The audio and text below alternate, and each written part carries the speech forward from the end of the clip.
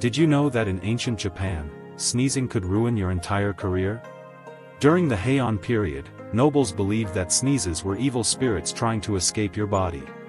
If you sneezed in front of the emperor, it meant you had dark intentions, and you could be exiled or worse.